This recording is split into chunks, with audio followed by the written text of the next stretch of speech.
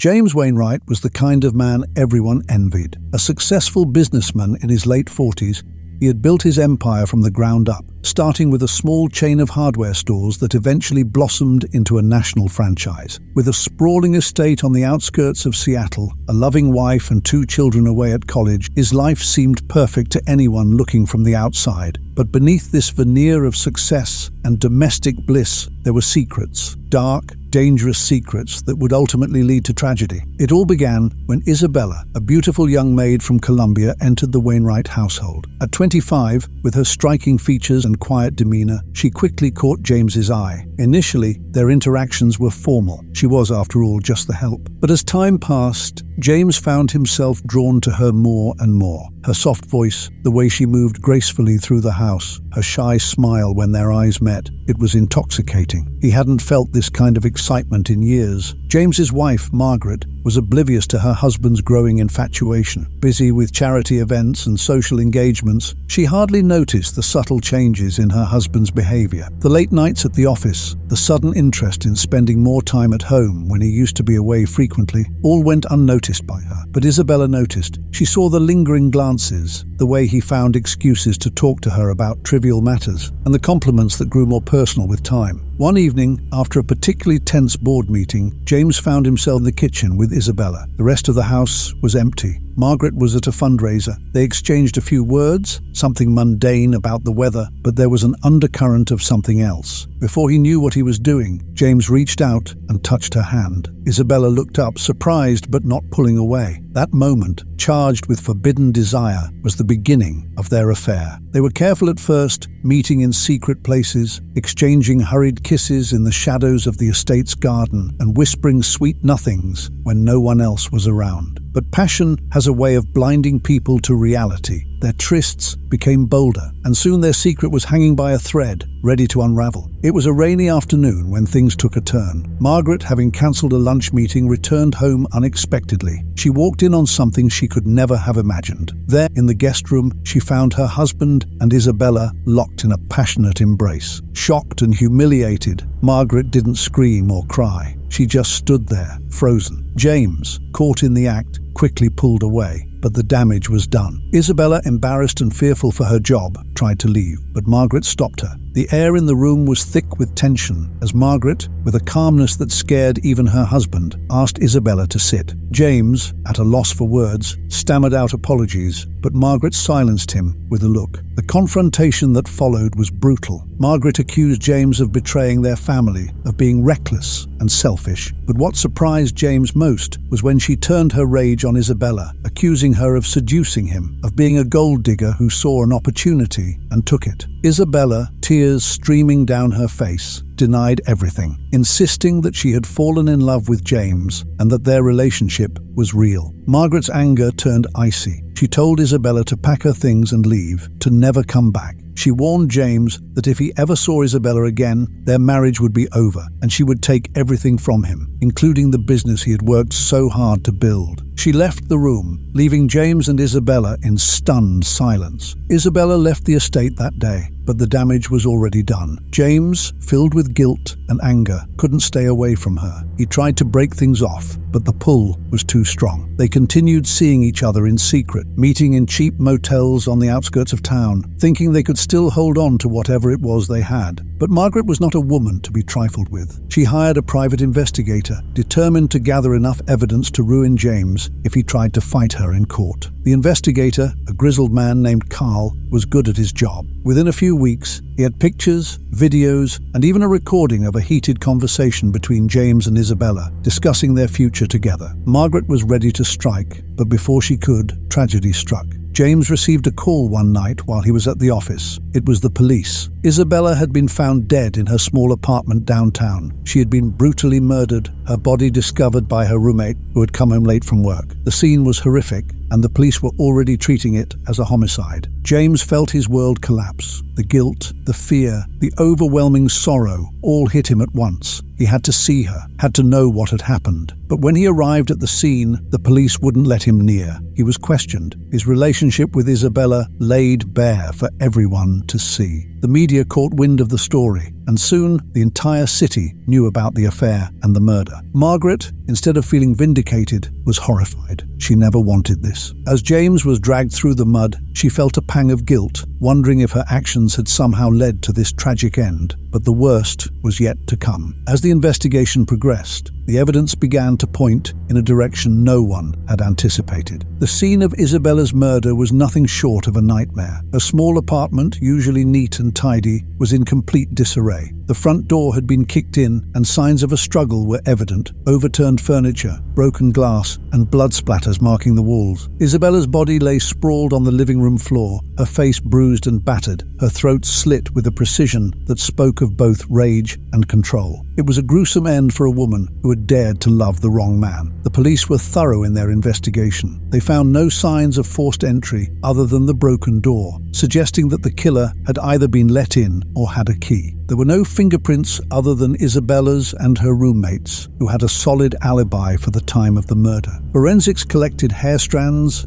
fibers, and other trace evidence, but nothing seemed out of place. The murder weapon, a sharp kitchen knife, had been wiped clean and left beside her body. Whoever had done this knew what they were doing. James was immediately questioned, his affair with Isabella now a matter of public record. His face was plastered across the news, his reputation in tatters. The police grilled him for hours, asking where he had been, what his relationship with Isabella had really been like, and whether anyone had threatened her. He maintained his innocence, insisting that he would never have hurt her. Married man with a mistress who turns up dead. It was a classic motive for murder, yet something didn't add up. The violence of the crime, the sheer brutality, suggested a level of personal hatred that seemed beyond James. He was desperate, yes, but to murder Isabella in such a heinous manner, it didn't fit. And then there was lack of evidence. His alibi for the night was rock solid. He had been in a business meeting, one that had run late, surrounded by people the entire time. No one saw him leave, and there were time-stamped security camera images to prove it. For now, the police had to let him go. The investigation then turned its gaze toward Margaret. It was no secret that she had discovered the affair and had been furious. The private investigator she had hired, Carl, became a person of interest. Had she hired him to do more than just gather evidence? Carl denied any involvement, claiming he was just doing his job, but his words rang hollow. He was seen as a man who could be bought for the right price, and Margaret had plenty of money. The police dug deeper. They discovered that Margaret had made several calls to Carl the day before Isabella's death,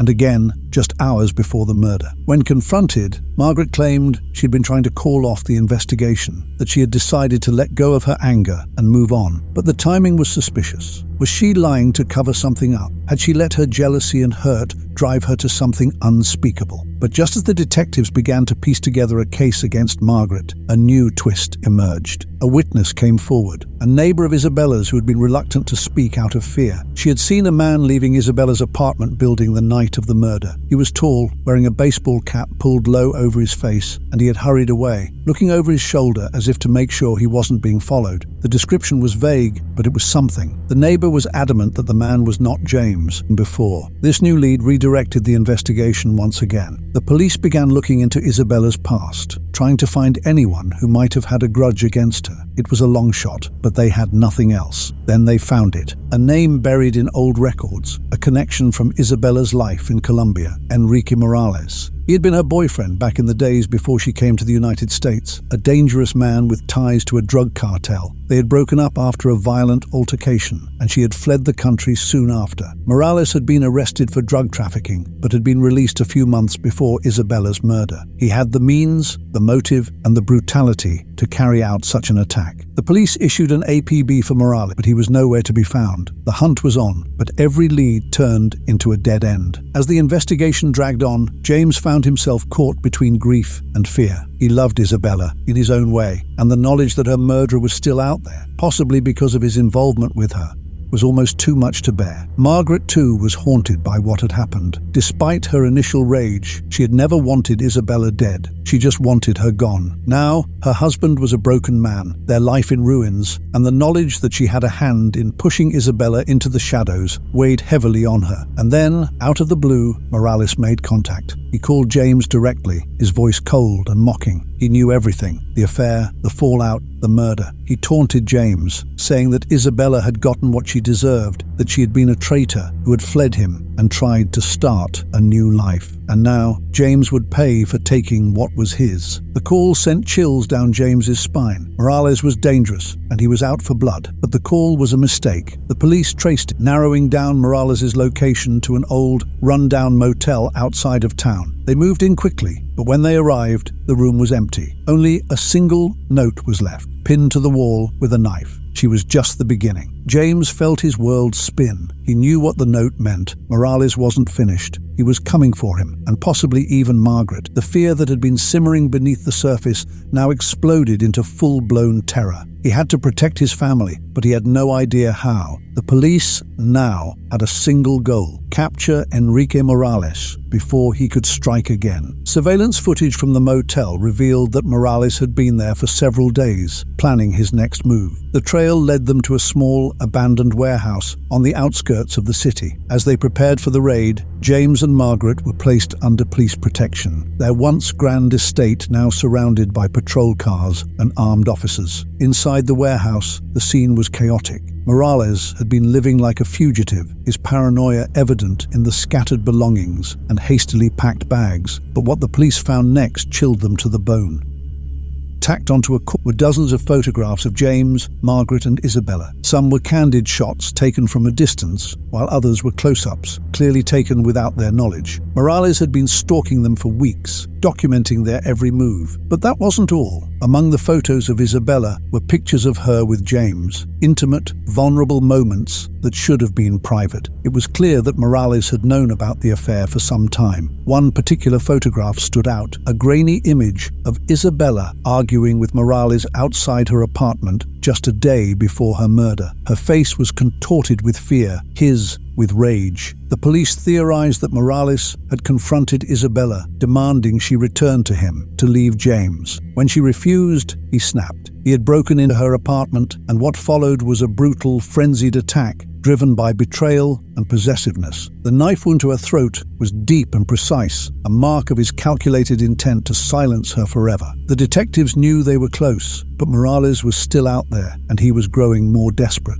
They increased security around the Wainwright estate, fearing that Morales would make good on his threat to come after James and Margaret. And then one night, the inevitable happened. It was just past midnight when James heard a noise outside his bedroom window. He peered through the curtains and felt his blood run cold. Standing in the garden, just beyond the reach of the security lights, was Morales. He was holding a gun, his eyes fixed on the house, a menacing smile playing on his lips. James's heart pounded in his chest as he reached for his phone to call the police. But Morales raised the gun and fired a single shot into the air, a chilling warning. The house erupted into chaos. Alarms blared, and the police swarmed the property. But Morales was already gone, disappearing into the night like a ghost. The search for him intensified, but he remained elusive, always one step ahead. It was clear that he was taunting them, playing a deadly game with the lives of James and Margaret hanging in the balance. Then a break came. A tip led the police to an abandoned cabin deep in the woods, a place Morales had used before as a hideout. The raid was swift and brutal. Morales, realizing he was cornered, opened fire, but the police were prepared. After a tense standoff, he was shot and killed, his reign of terror finally coming to an end. As the police searched the cabin, they found a journal detailing Morales's plan to kill James and Margaret and escape back to Colombia. It was filled with delusional rants about love and betrayal, his hatred for James, and his obsession with Isabella. He had planned to make James suffer, to take away everything he had before ending his life. The police found several more photographs of James and Margaret, each marked with a date and a chilling note: the last day. With Morales dead, the case was finally closed. James and Margaret, though relieved, were left to pick up the pieces of their shattered lives. The affair had destroyed their marriage, and the murder had left scars that would never heal. The media frenzy eventually died down, but the whispers and rumors never completely faded. The Wainwright name, once synonymous with success and wealth, was now forever linked to scandal and tragedy. James sold the estate and moved away, trying to escape the memories, but he could never outrun the guilt. Margaret, too, distanced herself, unable to forgive him or herself for what had happened. They both knew that the choices they had made, the lies and the betrayal, had set the stage for the nightmare that had unfolded. In the end,